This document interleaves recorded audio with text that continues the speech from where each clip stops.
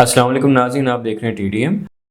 میں ہوں لبید احمد۔ ناظرین، پاکستان کو مشورہ دیا جا رہا ہے کہ چین کے ساتھ تجارتی تعلقات ختم کر دو، معیشت بہتر ہو جائے گی۔ کیا واقعی؟ یعنی پاکستان کی معیشت کی تمام خرابیوں کی جو جڑ ہے وہ چین ہے؟ بجلی مہنگی ہے تو چین ذمہ دار ہے، معیشت کمزور ہے تو چین ذمہ دار ہے، صنعت نہیں چل رہی تو چین ذمہ دار ہے، سی پیک سے مطلوبہ فائدہ نہیں ہوا تو بھی چین ذمہ دار ہے۔ تو پھر پاکستان کی اپنی حکومتیں کہاں تھیں؟ وہ وزارتیں کہاں تھیں جو معاہدے کر رہی تھیں؟ وہ ادارے کہاں تھے جو شرائط منظور کر رہے تھے؟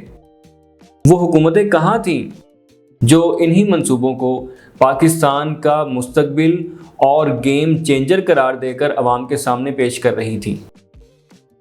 اور آج جب ان منصوبوں کی قیمت سامنے آ رہی ہے تو سارا ملبہ چین پر ڈال دینا سب سے آسان کام بن گیا ہے۔ یہ کیسی معاشی سیاست ہے کہ فیصلہ اپنا، دستخط اپنے، منظوری اپنی، لیکن ناکامی آئے تو ذمہ دار کوئی اور ہے۔ یعنی بات چین کی حمایت یا مخالفت کی نہیں ہے، بات پاکستان کے مفاد کی ہے، اور پاکستان کے مفاد میں سب سے پہلے سچ بولنا ضروری ہے۔ سی پیک آیا تو پاکستان کس حالت میں تھا؟ ذرا تاریخ کے اس حصے کو یاد کیجئے جسے سیاسی بحث میں اکثر بھلا دیا جاتا ہے۔ 2013 کے آس پاس پاکستان شدید توانائی بحران میں تھا۔ گھنٹوں کی لوڈ شیڈنگ ہوتی تھی، بجلی کی شدید قلت تھی، صنعتی پیداوار متاثر تھے، کارخانے مشکلات کا شکار تھے، کاروباری سرگرمیاں سست تھیں، اور ملک کی معاشی ترقی بجلی کی کمی کے آگے رکی ہوئی تھی۔ پاکستان کو بجلی چاہیے تھی اور فوری چاہیے تھی۔ اسی پس منظر میں سی پیک کے تحت بجلی کے منصوبے سامنے آئے، توانائی کے منصوبے لگے، انفراسٹرکچر بنایا گیا، سڑکیں بنی، رابطہ بہتر ہوا۔ یہ کہنا کہ اس وقت پاکستان کو ان چیزوں کی ضرورت ہی نہیں تھی، تاریخ کو نظر انداز کرنا ہوگا۔ لیکن یہاں سے اصل بحث شروع ہوتی ہے۔ ضرورت بجلی کی تھی، لیکن کیا ہم نے بجلی کے منصوبوں کے معاہدے بہترین شرائط پر کیے؟ کیا کیپیسٹی پیمنٹس کا مستقبل میں آنے والا بوجھ درست انداز میں دیکھا گیا تھا؟ کیا بجلی کی پیداوار کے ساتھ صنعتی طلب بڑھانے کی منصوبہ بندی کی گئی تھی؟ کیا پاکستان نے یہ سوچا کہ اتنی بجلی پیدا ہونے کے بعد اسے استعمال کون کرے گا؟ یہ وہ سوالات ہیں جن کا جواب پاکستان کے پالیسی سازوں کو دینا چاہیے۔ معاہدے چین نے اکیلے نہیں کیے تھے، یہ بات سمجھنا بہت ضروری ہے۔ چینی کمپنیاں پاکستان آ کر اپنی مرضی سے ہر شرط لکھ کر دستخط نہیں کروا رہی تھیں۔ معاہدے پاکستان کی حکومتوں، وزارتوں، اداروں اور متعلقہ ریگولیٹری نظام کے ساتھ ہوئے۔ بجلی کے ٹیرف سے لے کر مختلف مالی شرائط تک ریاستی اداروں کا کردار موجود تھا۔ لیکن اگر آج کوئی شرط پاکستان کے لیے نقصان دہ ثابت ہو رہی ہے تو اس پر سوال ضرور ہونا چاہیے، لیکن پھر سوال یہ بھی ہونا چاہیے کہ اس شرط کو منظور کس نے کیا تھا؟ یہی وہ سوال ہے جو ہماری سیاسی بحث میں اکثر غائب ہو جاتا ہے۔ منصوبہ شروع ہوا تو کریڈٹ لینے والے بہت تھے، منصوبہ کامیاب ہوا تو سب اپنے نام کی تختی لگوانے پہنچ گئے، لیکن جب مالی بوجھ سامنے آیا تو انگلی باہر کی طرف اٹھا دی گئی۔ یہ احتساب نہیں، یہ ذمہ داری سے فرار ہے جناب۔ سی پیک کا مقصد صرف بجلی گھر بنانا نہیں تھا، سی پیک کا بڑا وعدہ صنعتی ترقی تھا، خصوصی اقتصادی زونز بننے تھے، پاکستان میں نئی فیکٹریاں لگنی تھیں، روزگار پیدا ہونا تھا، برآمدات بڑھنی تھیں۔ پاکستان کو چین کی بڑی مارکیٹ اور عالمی سپلائی چین سے فائدہ اٹھانا تھا، لیکن یہاں پاکستان کی اپنی کارکردگی کہاں رہی؟ زمین کے مسائل، بجلی اور گیس کی فراہمی کے مسائل، سرخ فیتہ، اجازت ناموں میں تاخیر، بیوروکریسی کی سست رفتاری، حکومتوں کی بدلتی ترجیحات، پالیسیوں کا عدم تسلسل۔ نتیجہ صنعتی زونز وہ رفتار حاصل نہ کر سکے جس کی توقع کی جا رہی تھی۔ اور پھر یہ سوال اٹھا دیا گیا کہ سی پیک نے صنعت کیوں نہیں لگائی؟ جناب، صنعت صرف نقشے پر زون بنا دینے سے نہیں لگتی۔ صنعت کے لیے زمین چاہیے، بجلی چاہیے، گیس چاہیے، سرمایہ چاہیے، قانونی تحفظ چاہیے، اور سب سے بڑھ کر مستقل پالیسی چاہیے۔ اگر یہ سب پاکستان خود فراہم نہ کر سکے تو پھر ناکامی کا پورا بوجھ چین پر ڈال دینا آسان ضرور ہے۔ درست ضروری نہیں ہے۔ بجلی پیدا ہوئی لیکن صنعت کیوں نہ بڑھی؟ یہ سی پیک کی پوری بحث کا شاید سب سے اہم معاشی پہلو ہے۔ پاکستان نے بجلی پیدا کرنے کی صلاحیت بڑھائی لیکن اسی رفتار سے صنعت نہیں بڑھی۔ بجلی کی طلب توقع کے مطابق نہیں بڑھی، نتیجہ کیپیسٹی پیمنٹس اور اضافی پیداواری صلاحیت کی شکل میں سامنے آیا۔ اب یہاں بھی صرف یہ کہنا کہ چین نے بجلی مہنگی کر دی پوری تصویر نہیں ہے۔ پاکستان کو یہ دیکھنا ہوگا کہ اس نے اپنی صنعتی پالیسی کیوں نہیں بنائی، بجلی کی اضافی صلاحیت کو صنعتی پیداوار میں کیوں تبدیل نہیں کیا، برآمدی صنعت کو سستی بجلی کیوں نہیں دی، ایسی صنعتیں کیوں نہ لگیں جو اس بجلی کو استعمال کرتی اور پاکستان کے لیے ڈالرز کماتی۔ اصل المیہ شاید یہ ہے کہ ہم نے بجلی تو پیدا کر لی لیکن بجلی استعمال کرنے والی معیشت پیدا نہ کر سکے۔ یہاں ایک اور غلط فہمی دور کرنا ضروری ہے۔ چین کے تعاون سے بننے والا ہر منصوبہ سی پیک کے اصل معاشی ماڈل کا حصہ نہیں تھا۔ اورنج لائن اور بعض میٹرو منصوبے پاکستانی حکومتوں کی اپنی ترجیحات اور فیصلوں سے متعلق تھے۔ حکومتیں آئیں، بڑے منصوبے بنے، افتتاح ہوئے، سیاسی کریڈٹ لیا گیا، لیکن کسی بھی انفراسٹرکچر منصوبے کی اصل کامیابی صرف یہ نہیں کہ وہ بن گیا، اصل کامیابی یہ ہے کہ اس سے معیشت میں کیا اضافہ ہوا، روزگار کتنا بڑھا، کاروبار کتنا بڑھا، پیداوار کتنی بڑھی اور عوام کو اس کا فائدہ کتنا ملا۔ صرف افتتاحی تختی ترقی کی ضمانت نہیں ہوتی۔ اب آتے ہیں چین سے تجارت ختم کرنے کی تجویز پر۔ یہ تجویز سننے میں شاید بہت آسان لگتی ہے۔ چین سے تجارت ختم کر دو، پاکستان کی معیشت بہتر ہو جائے گی، یہ کہا شبر زیدی نے، لیکن معیشت ایسے نہیں چلتی جناب۔ پاکستان کی کئی صنعتیں چین سے آنے والے خام مال، مشینری اور صنعتی سامان پر انحصار کرتی ہیں۔ ٹیکسٹائل، فارماسیوٹیکل، موبائل اور الیکٹرانکس، مشینری، سولر اور صنعتی آلات۔ اگر چین سے تجارت اچانک بند کر دی جائے تو صرف چین کو نقصان نہیں ہوگا، پاکستانی صنعت بھی ہلے گی، خام مال مہنگا ہوگا، پیداواری لاگت بڑھے گی، اشیاء مہنگی ہوں گی، صنعتی پیداوار متاثر ہوگی اور آخر میں بوجھ عام پاکستانی کے کندھوں پر آئے گا۔ اس لیے اگر چین کے ساتھ تجارتی تعلقات میں عدم توازن ہے تو اسے درست کریں۔ اگر پاکستان چین سے زیادہ درآمد کر رہا ہے تو اپنی برآمدات بڑھائیں۔ اگر چینی مصنوعات پاکستانی صنعت کو نقصان پہنچا رہی ہیں تو تجارتی پالیسی بہتر بنائیں۔ اگر معاہدوں میں پاکستان کے مفادات کمزور ہیں تو مذاکرات کریں۔ چین پاکستان کے ساتھ اپنے مفادات کے تحت تعلقات رکھتا ہے، یہ بین الاقوامی سیاست کا بنیادی اصول ہے۔ اسی طرح امریکہ اپنے مفاد کو دیکھتا ہے، سعودی عرب اپنے مفاد کو دیکھتا ہے، ترکیہ اپنے مفاد کو دیکھتا ہے، تو پاکستان کیوں نہ اپنے مفاد کو دیکھے؟ پاکستان کو کسی ملک سے اندھی وابستگی نہیں چاہیے، پاکستان کو سمجھدار شراکت داری چاہیے۔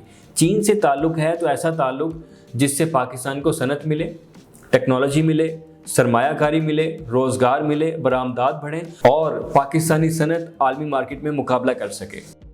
اگر کوئی منصوبہ پاکستان کے لیے فائدہ مند نہیں تو اس پر نظر ثانی ہونی چاہیے۔ یہی خود مختار معاشی پالیسی ہے۔ اب ذرا سعودی عرب اور ترکیہ کے دفاعی تعاون کی طرف آتے ہیں۔ پاکستان، سعودی عرب اور ترکیہ کے درمیان دفاعی تعاون کی خبریں خطے میں ایک اہم پیش رفت کے طور پر دیکھی جا رہی ہیں۔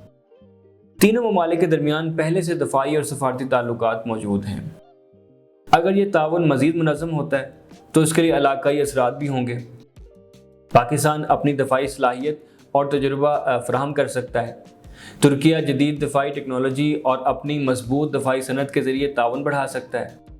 سعودی عرب اپنی معاشی طاقت کے ذریعے اس شراکت داری کو مضبوط بنیاد فراہم کر سکتا ہے۔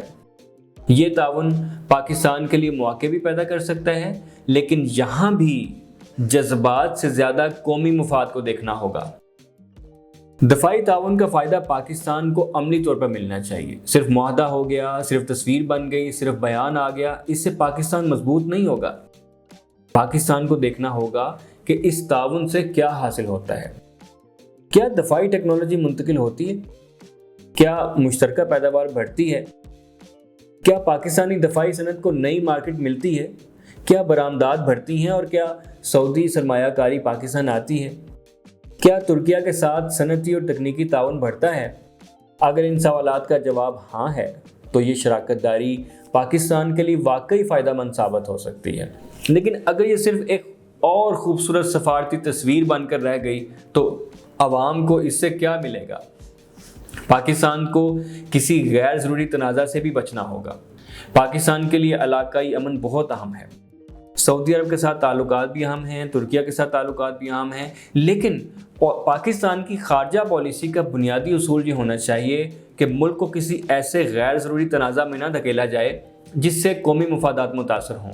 دفاعی تعاون اپنی جگہ، قومی مفاد اپنی جگہ، اور دونوں کو ساتھ لے کر چلنا ہی دانشمندانہ راستہ ہے۔ اب اصل مسئلہ کیا ہے؟ پاکستان کی معیشت ہے۔ ہم جتنے چاہیں معاہدے کر لیں، جتنے چاہیں عالمی دوست بنا لیں، جتنی چاہیں بڑی بڑی تقاریب کر لیں، لیکن اگر پاکستان کی معیشت نہیں سنبھلتی تو عام آدمی کی زندگی نہیں بدلے گی۔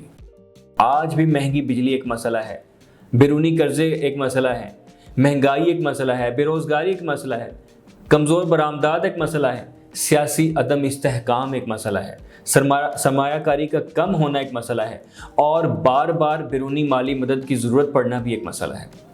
ان مسائل کا حل کسی ایک ملک سے تعلق ختم کرنے میں نہیں ہے، ان مسائل کا حل پاکستان کے اندر موجود ہے۔ اب سیاسی اشرافیہ کو بھی جواب دینا ہوگا۔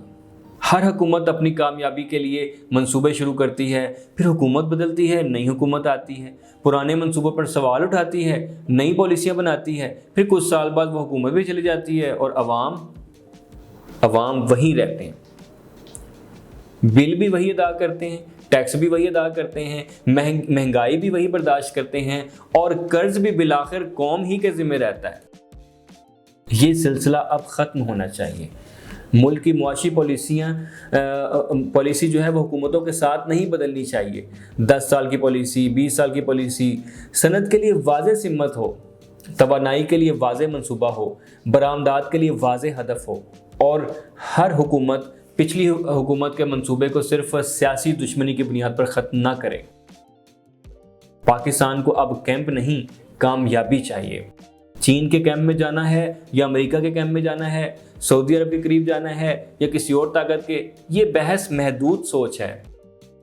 پاکستان کو دنیا کے تمام اہم ممالک کے ساتھ تعلقات رکھنے چاہیے، لیکن اپنے قومی مفاد کی بنیاد پر۔ چین کے ساتھ تعلقات ہوں تو تجارت متوازن ہو، سعودی عرب کے ساتھ تعلقات ہوں تو سرمایہ کاری بڑھے، ترکیہ کے ساتھ تعلقات ہوں تو ٹیکنالوجی اور صنعت بڑھے، اور باقی دنیا کے ساتھ بھی تجارت اور سرمایہ کاری کے راستے کھلے رہیں۔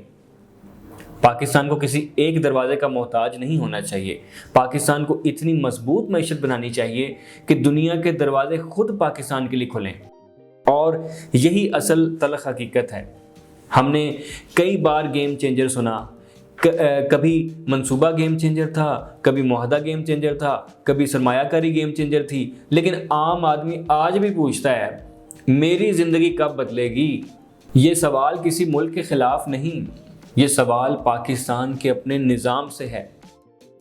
اگر سی پیک میں فائدہ تھا تو وہ عوام تک کیوں نہیں پہنچا؟ اگر معاہدے غلط تھے تو ذمہ دار کون تھا؟ اگر بجلی کی کیپیسٹی زیادہ تھی تو صنعتی پیداوار کیوں نہیں بڑھی؟ اگر صنعتی زونز بننے تھے تو فیکٹریاں کیوں نہیں لگیں؟ اور اگر نئے دفاعی معاہدے ہو رہے ہیں تو ان کا معاشی فائدہ پاکستان کو کب اور کیسے ملے گا؟ اب فیصلہ نعروں سے نہیں، نتائج سے ہوگا۔ چین کے ساتھ تعلق رکھنا ہے یا نہیں، یہ جذبات سے نہیں، قومی مفاد سے طے ہوگا۔ سی پیک کامیاب ہے یا ناکام، یہ سیاسی تقریروں سے نہیں، منصوبہ وار اعداد و شمار سے طے ہوگا۔ دفاعی تعاون کتنا فائدہ مند ہے، یہ دستخطی تقریب سے نہیں، اس کے عملی نتائج سے طے ہوگا۔ اور پاکستان کی اصل کامیابی کیا ہے؟ یہ کسی بڑے لیڈر کے بیان سے نہیں، عام پاکستانی کی زندگی سے طے ہوگی۔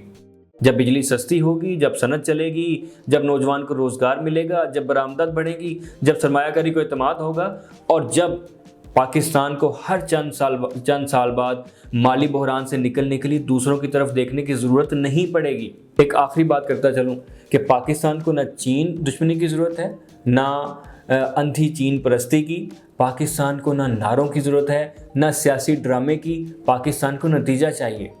جو ملک پاکستان میں سرمایہ کاری کرے پاکستان کو اس سے فائدہ لینا چاہیے، جو ملک پاکستان کے ساتھ دفاعی تعاون کرے پاکستان کو اس سے اپنی سلامتی اور معیشت مضبوط کرنی چاہیے، اور جو معاہدہ پاکستان کے مفاد میں نہ ہو اس پر نظر ثانی ہونی چاہیے۔ دوستی اپنی جگہ لیکن قومی مفاد سب سے اوپر، کیونکہ آخر میں بات چین کی نہیں، بات سعودی عرب کی نہیں، بات ترکیہ کی نہیں، بات کسی اور ملک کی بھی نہیں، بات پاکستان کی ہے۔ اور اب پاکستان کو یہ فیصلہ کرنا ہوگا کہ وہ دوسروں کے بنائے ہوئے معاشی اور سیاسی حالات پر رد عمل دیتا رہے گا، یا پہلی بار اپنی شرائط پر اپنی سمت خود طے کرے گا، کیونکہ قومیں صرف معاہدوں سے نہیں بنتی، قومیں مضبوط معیشت، مستقل پالیسی اور درست فیصلوں سے بنتی ہیں، اور پاکستانی عوام اب وعدہ نہیں چاہتے، وہ نتیجہ چاہتے ہیں۔